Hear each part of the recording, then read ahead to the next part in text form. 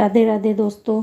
आज मैं आपको करवा चौथ की विशेषता बताते हुए करवा चौथ की कथा सुनाऊंगी और वीडियो को अंत तक ज़रूर देखना, तभी आपको कथा का सार समझ में आएगा। तो आइए शुरू करते हैं।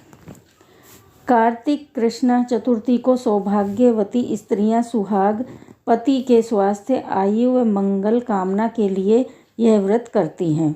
यह व्रत सौभाग्य और शुभ संतान देने वाला है। कार्तिक मास के कृष्ण पक्ष में चंद्रोदय व्यापनी चतुर्थी को यह व्रत किया जाता है।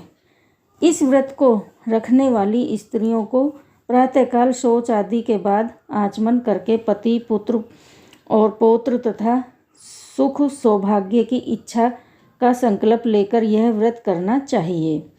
इस व्रत में शिव, पार्वती, स्वामी कार्तिकेय, गणेश तथा चंद्रमा का पूजन करना चाहिए। चंद्रोदय के बाद चंद्रमा के दर्शन करके अर्घ्य देकर ही जल व भोजन ग्रहण करना चाहिए। पूजा के बाद तांबे या मिट्टी के करवे में चावल, उड़द की दाल, सुहाग की सामग्री यथा कंघी, शीशा, सिंदूर, चूड़ियाँ, रिबन तथा रुपया रखकर दान करनी चाहिए तथा सासू जी के पांव छूकर फल, मेवा व सुहाग की सारी सामग्री उन्हें देनी चाहिए। इस व्रत के महात्म्य पर महाभारत में एक कथा मिलती है, तो मैं आपको कथा सुनाती हूँ। एक बार अर्जुन नीलगिरी पर तपस्या करने गए। द्रौपदी ने सोचा कि यहाँ हर समय अनेक प्रकार की विघ्न बाधाएं आती रहती हैं, उनके शमन के लिए अर्जुन तो यहाँ है नहीं, अतः कोई उपाय करना चाहिए।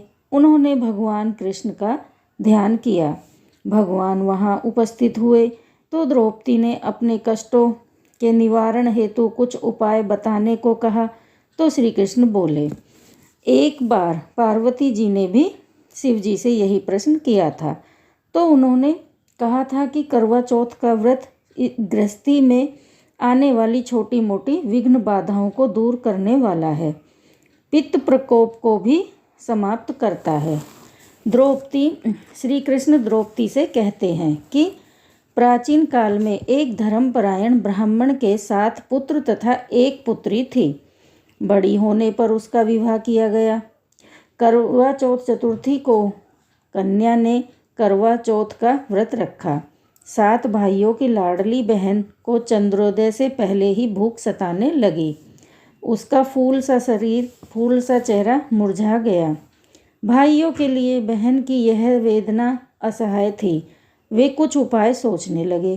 पहले तो उन्होंने बहन से चंद्रोदय से पहले ही भोजन करने को कहा, पर बहन न मानी।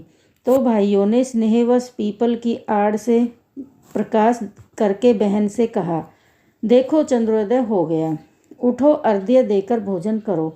बहन उठी, चंद्रमा को अर्घ्य देकर भोजन कर लिया। भोजन करते ही उसका पति मर गया। वह रोने चिल्लाने लगी। देवयोग से इंद्रायणी देवदासियों के साथ वहाँ से जा रही थी।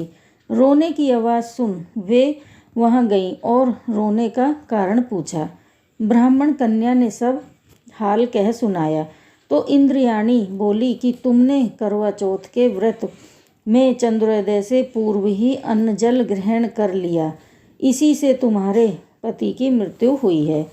अब यदि तुम मृत पति की सेवा करती हुई 12 महीनों तक प्रत्येक चौथ को यथाविधि व्रत करो, फिर करवा चौथ को विधिवत गौरी, शिव, गणेश, स्वामी कार्तिकेय सहित चंद्रमा का पूजन करना, चंद्रोदय के बाद अर्घ्य देकर अन्न जल ग्रहण करना, तो तुम्हारे पति अवश्य जी उठेंगे।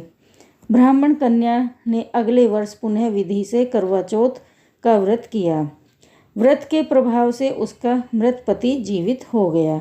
इसी प्रकार कथा कहकर श्री कृष्ण द्रौपदी से बोले, यदि तुम भी इसी प्रकार विधि से इस व्रत को करोगी तो तुम्हारे सब दुख दूर हो जाएंगे, सुख सौभाग्य धन धान्य में वृद्धि होगी।